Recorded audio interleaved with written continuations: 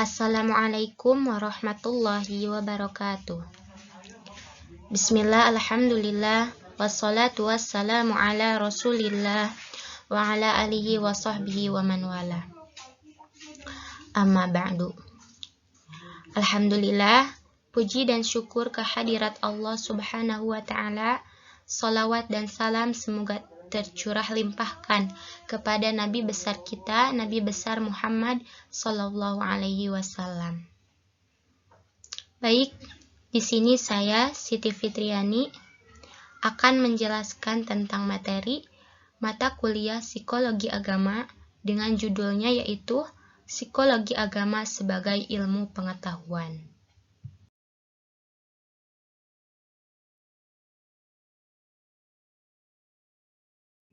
Adapun materi yang akan dibahas yaitu yang pertama, pengertian psikologi agama, yang kedua, ruang lingkup dan kegunaan psikologi agama, yang ketiga, metode dalam psikologi agama, dan yang terakhir yaitu sejarah psikologi agama.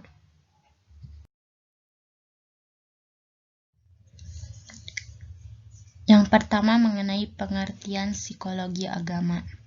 Psikologi agama menggunakan dua kata, yaitu psikologi dan agama. Psikologi secara umum diartikan sebagai ilmu yang mempelajari tentang gejala jiwa manusia dan tingkah lakunya. Kata agama menyangkut masalah yang berhubungan dengan kehidupan batiniah manusia. Agama sebagai bentuk keyakinan memang sulit diukur secara tepat dan terperinci. Hal ini pula yang menyulitkan para ahli untuk mendefinisikan yang tepat tentang agama. Agama berasal dari bahasa Sanskerta, yaitu a dan gam. A yang berarti tidak dan gam yang berarti pergi.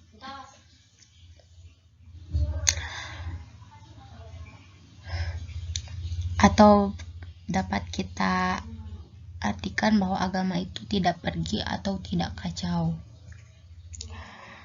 Harun Nasution menurut pengertiannya, agama berdasarkan asal kata yaitu ad-din, religi, religier,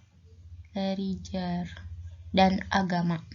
Ad-din berarti undang-undang atau hukum. Kemudian dalam bahasa Arab, kata ini mengandung arti menguasai, menundukkan, patuh, balasan, kebiasaan. Sedangkan dari kata religi berarti mengumpulkan dan membaca.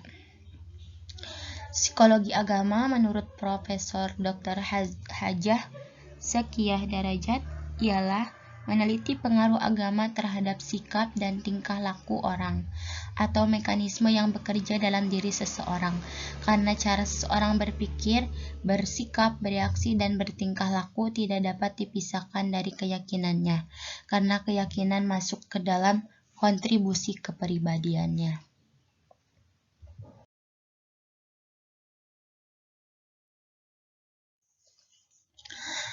Sekarang kita masuk ke pembahasan ruang lingkup dan kegunaan psikologi agama.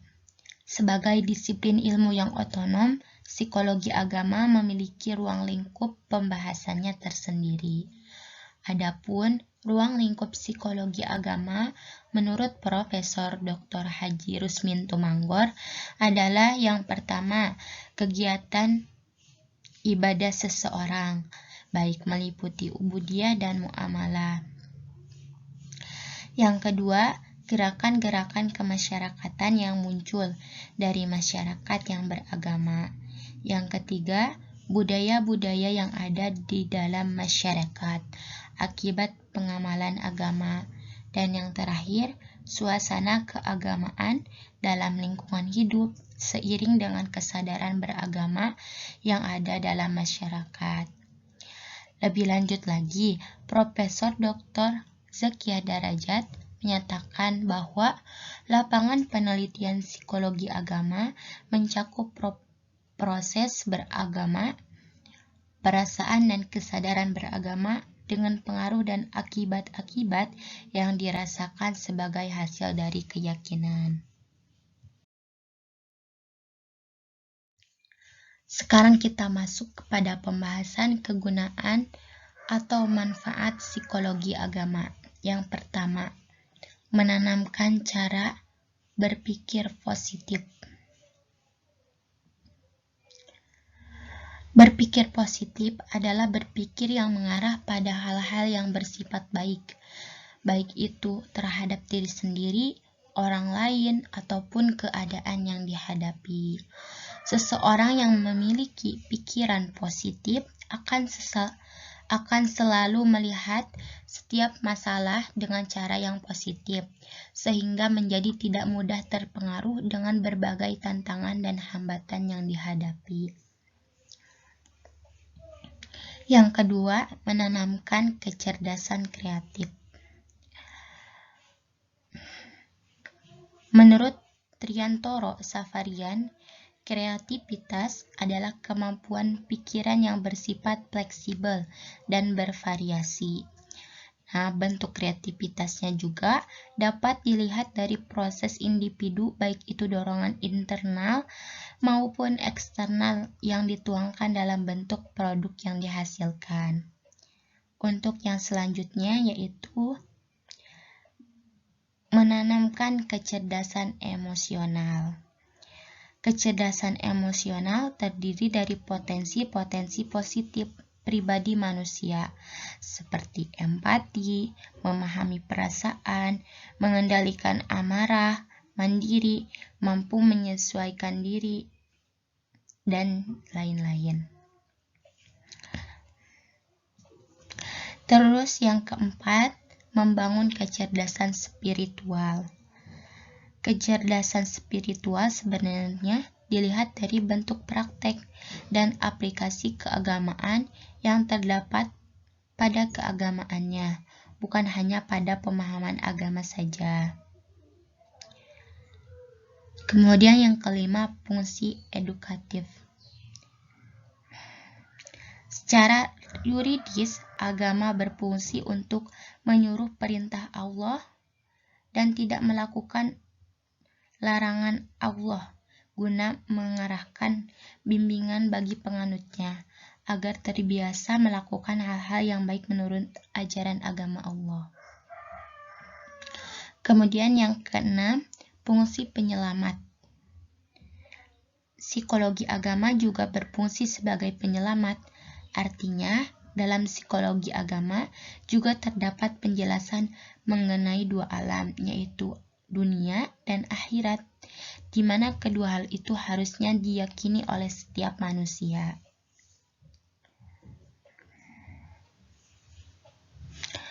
Kemudian yang ketujuh, fungsi perdamaian. Dalam psikologi agama, seseorang juga bermanfaat untuk mencapai manfaat relaksasi bagi jiwa dan kedamaian batin dari aspek tuntunan agama, di mana rasa bersalah dan berdosa dapat hilang dari batin apabila manusia telah menebus dosa atau kesalahan dengan bertaubat. Yang kedelapan, fungsi sosial kontrol. Psikologi agama bertujuan sebagai sosial kontrol dalam bentuk tuntunan, baik itu secara pribadi atau kelompok, yang berfungsi sebagai norma-norma kehidupan agama, sehingga agama menjadi pengawas baik secara individu maupun berkelompok. Kemudian yang kesembilan, fungsi memupuk solidaritas. Fungsi memupuk solidaritas. Penganut agama secara psikologis memiliki kesamaan kesatuan iman dan kepercayaan. Rasa kesatuan tersebut menimbulkan solidaritas baik secara individu maupun secara berkelompok. Kemudian yang terakhir, fungsi transformatif. Psikologi agama juga berperan sebagai metode atau cara menghilangkan kebiasaan buruk untuk merubah kehidupan seseorang atau kelompok menjadi kehidupan baru sesuai dengan agama yang dianutnya. Sekarang masuk ke pembahasan metode dalam psikologi agama. Metode yang digunakan dalam penelitian psikologi agama adalah metode ilmiah, yakni mempelajari fakta-fakta yang ada dalam lingkungannya dengan cara yang objektif. Dalam meneliti ilmu jiwa agama, sejumlah metode dapat digunakan, antara lain. Yang pertama, metodenya yaitu dokumen pribadi.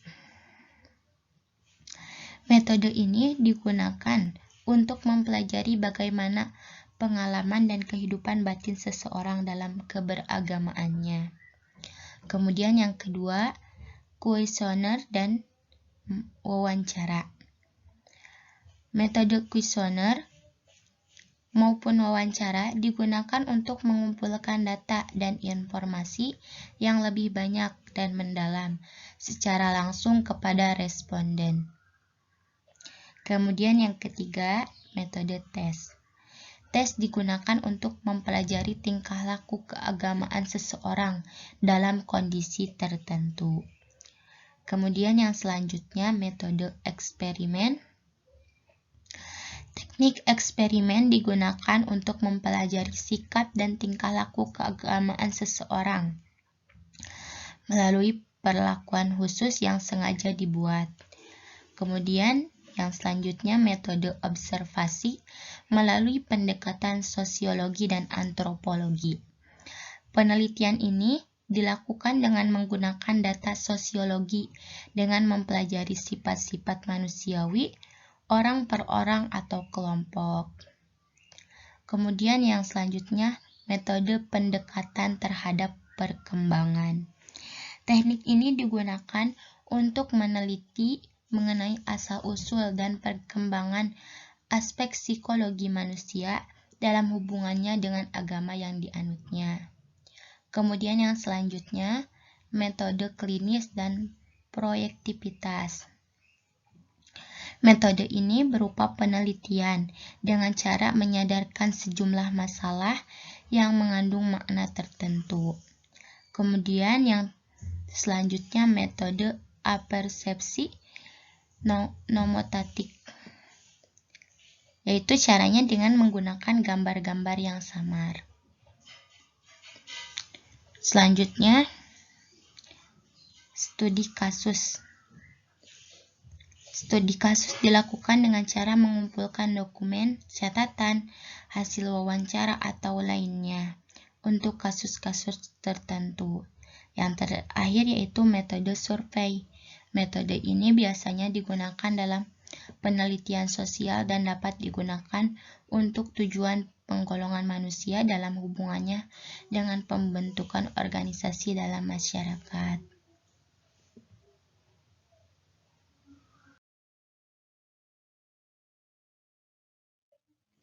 Nah, untuk pembahasan yang terakhir yaitu sejarah psikologi agama.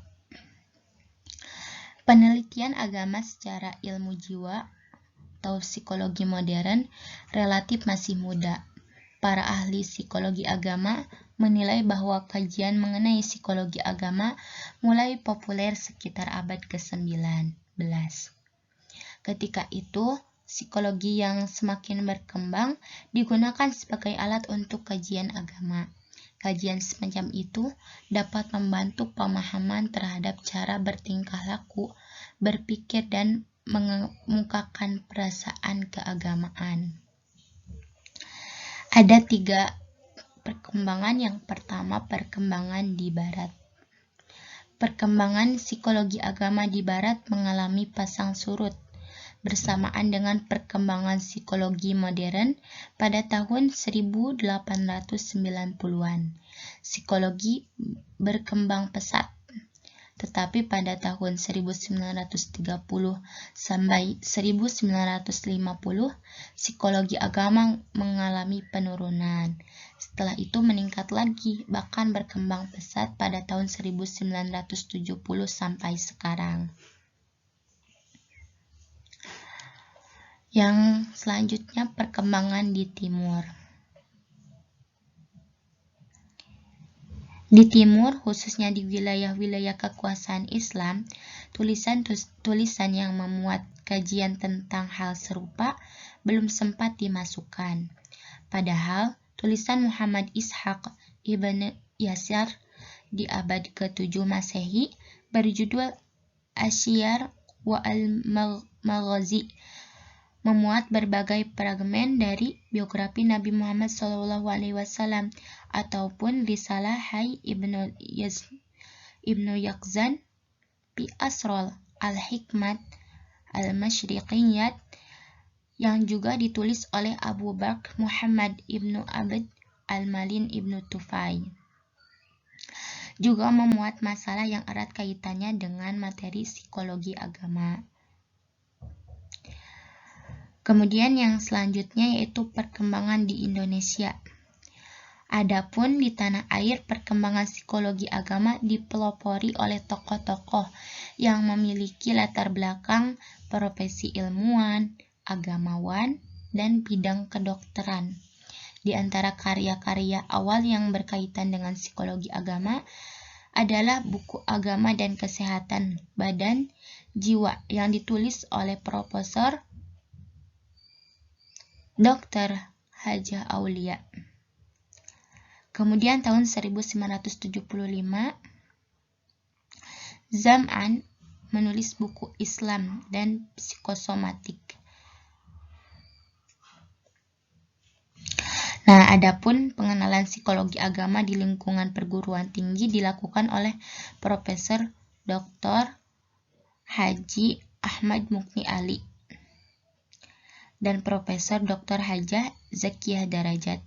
Buku-buku yang khusus mengenai psikologi agama banyak dihasilkan oleh Profesor Dr. Zakiyah Darajat, antara lain Ilmu Jiwa Agama tahun 1970,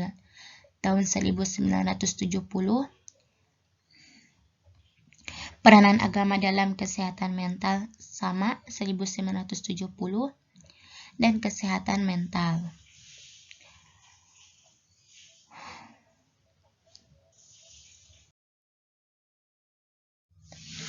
Nah, untuk yang terakhir yaitu kesimpulan. Psikologi agama merupakan cabang psikologi yang meneliti dan mempelajari tingkah laku manusia dalam berhubungan dengan pengaruh keyakinan terhadap agama yang dianutnya, serta dalam kaitannya dengan perkembangan usia masing-masing. Nah, lapangan penelitian psikologi agama mencakup proses beragama, perasaan, dan kesadaran beragama, dengan pengaruh dan akibat-akibat yang dirasakan sebagai hasil dari keyakinan terhadap sesuatu agama yang dianut. Hasil kajian psikologi agama tersebut ternyata dapat dimanfaatkan dalam berbagai lapangan kehidupan, seperti dalam bidang pendidikan, psikoterapi, kedokteran, pengobatan, alternatif misalnya ruqyah, ekonomi atau perikanan, dakwah, politik maupun mendorong program-program pemerintah seperti pelestarian lingkungan hidup dan sebagainya. Perkembangan psikologi agama dinilai cukup pesat dibandingkan usianya yang masih tergolong muda. Perkembangan psikologi agama yang cukup pesat ini antara lain ditandai dengan terbitnya berbagai karya tulis, baik buku maupun artikel dan jurnal, yang memuat kajian tentang bagaimana agama dalam kehidupan manusia.